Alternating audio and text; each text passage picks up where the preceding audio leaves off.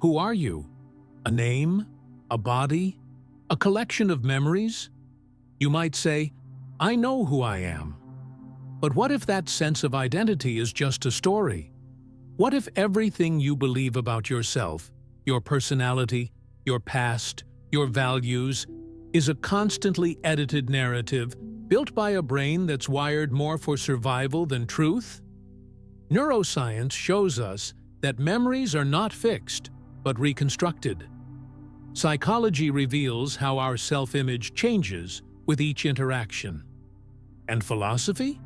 It's been asking the same question for centuries. If you're not who you think you are, then who or what is behind the mask? Your brain is a storytelling machine. It creates continuity where none exists. When you recall your childhood, you think you're accessing a memory. But science tells us memory is not a playback, it's a remix. Psychologist Elizabeth Loftus showed how easily false memories can be implanted.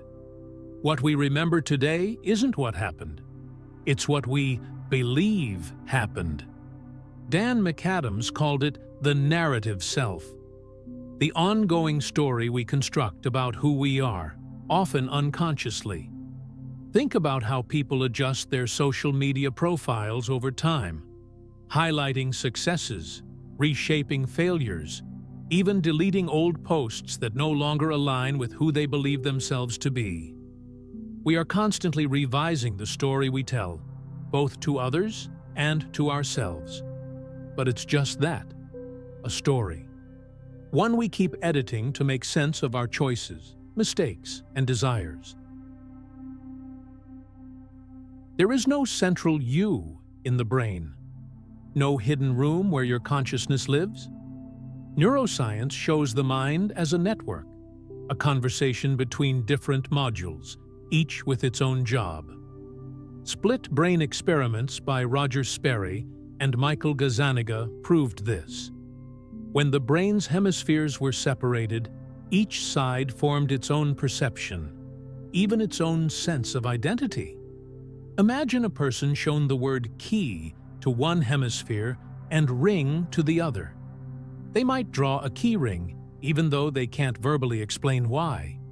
Your self is an emergent property, not a single thing, but a fluid process. Consciousness isn't unified, it's a negotiation. Philosophers have long questioned the idea of a stable self. David Hume, in the 18th century, wrote, "I never can catch myself without a perception." To him, the self was just a bundle of experiences. Derek Parfit argued that personal identity is not what matters. Psychological continuity is. Who you were yesterday and who you are today may share memories, but that doesn't prove an unbroken self. And in Buddhism, the concept of anattā teaches that clinging to the idea of a fixed self is the root of suffering. Much of who we think we are is shaped by the eyes of others. Jean-Paul Sartre called it the gaze. When someone looks at us, we become an object in their world, a thing to be judged. That moment of being seen can change how we see ourselves. Erving Goffman described life as theater. We all perform roles. We wear masks. In the age of social media, this has only intensified. Our identities are curated, filtered, optimized. But the more we perform, the harder it becomes to know what's underneath. If the self is a construction, an illusion, does anything remain? Yes. What remains is experience, the present moment, the observer behind the thoughts. Not a fixed identity, but awareness itself.